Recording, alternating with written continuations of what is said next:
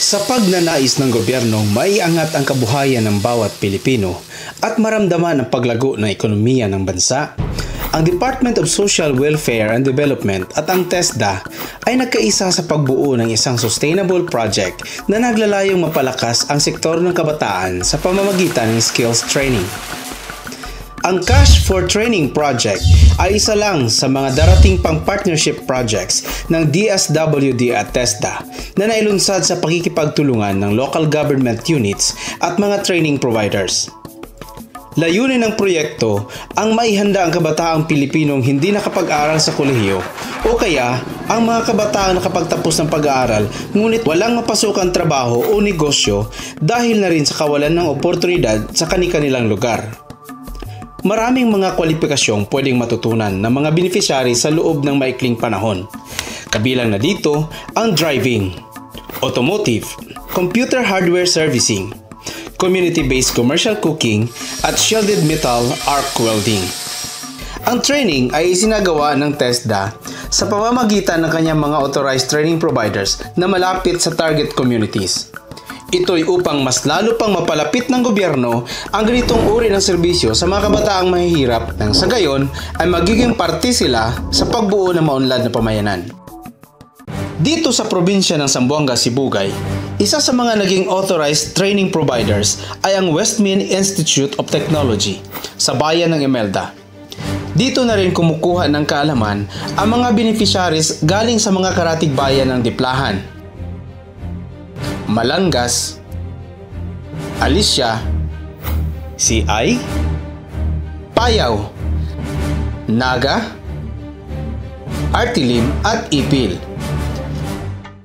Dito namin nakilala si Norman, isang undergrad na nanggaling pa sa isla ng Labatan sa bayan ng Payaw, kung saan naganap ang bakbakan ng militar at MILF noong kalagitnaan ng taong 2011. Namulat si Norman sa kahirapan at lugmok na ekonomiya ng munisipalidad dahil sa takot ng mga kapitalista at kaguluhang dulot ng giyera.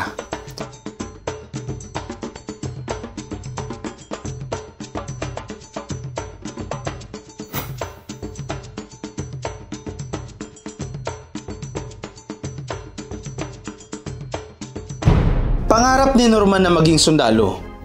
Kaya nang malaman niya ang tungkol sa proyekto, hindi nag-atubiling mag-apply si Norman at kumuha ng driving at automotive upang ito ang magiging kwalifikasyon niya sa pag-a-apply bilang sundalo.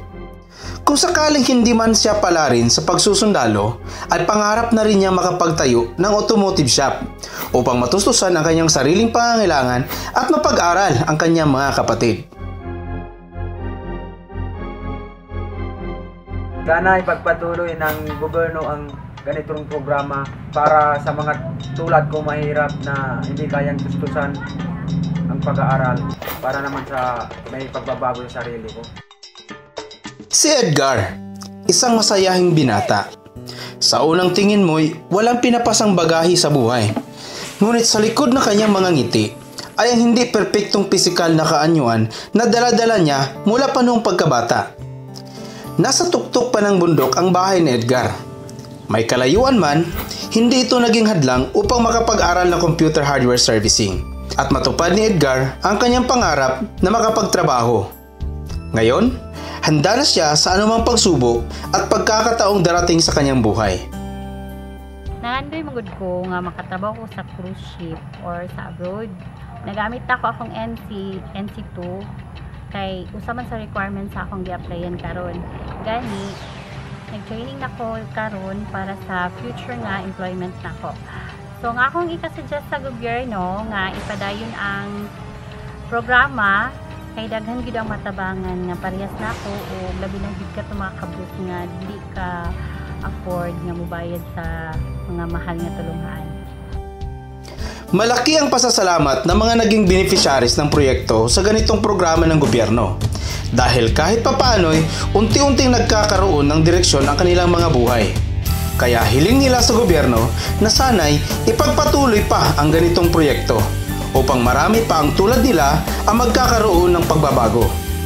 Dahil para sa kanila, ito ay isang bagong simula para sa katuparan ng pangarap ng bawat Pilipino.